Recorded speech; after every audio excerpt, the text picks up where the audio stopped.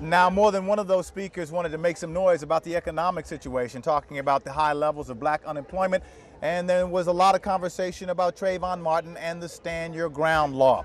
But after all the speakers were done, and I got to tell you, there were dozens of them, the march gathered itself up, and Al Sharpton and others led a march down to the MLK Memorial and then down to the monument. That's where Surae Chin joins me here to pick up the rest of the story. Surae? And Derek, you know, people were anxious to get started, to retrace the steps of history.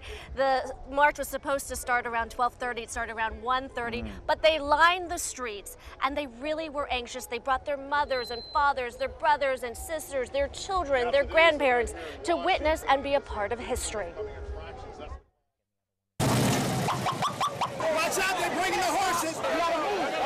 Celebrate, commemorate, and agitate. We're trying to walk down the street. That's what we're trying to do. After a little crowd control, they marched on with purpose. To bring jobs home, to bring education that's affordable, to bring health care.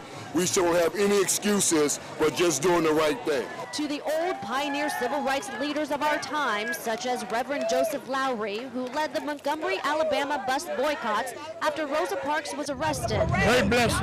Very blessed. To the very young, marched today. No justice! No peace. Valerie Shackelford relies on them to carry on Dr. King's dream. When the next one comes around at 50, he can tell his kids all about him being here. So they can reflect on what the others have gone before them and done in recognition of Dr. Martin Luther King. Not one step back. I brought my son so that he could experience this particular step and this particular point in time. In 1963, police were worried about riots and violence, but the crowd of 250,000 marched peacefully.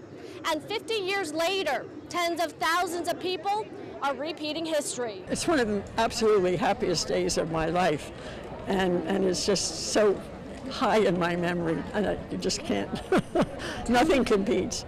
89-year-old Esther Delaplane says she was inspired by Howard University students 50 years ago and decided to retrace her steps today. I was crying as I came in because just getting near where I saw Martin and what it meant to me came back, jiggered emotions in me. And I'm also very sad because I see how there's so many more things to be accomplished than we dreamed of in those days. That was Esther Delaplane from Chevy Chase, Maryland, a very special lady. And Derek, I'll tell you, despite back in 1963, everyone told her as a white woman not to come down here to march at the Lincoln Memorial, she still came here with her 4 out of her 5 small children. And as you note, Surae, everyone who came down here had a story, had a reason for being here. And whether or not they felt it was worth the trip, they certainly got their time's worth today. We'll have more of those stories as we give you our special coverage of the 50th anniversary of the March on Washington coming your way in an hour-long special at 7 o'clock. For now, I'll throw it back to Andrea and Bruce in the studio. Okay, thanks, Derek. Thanks,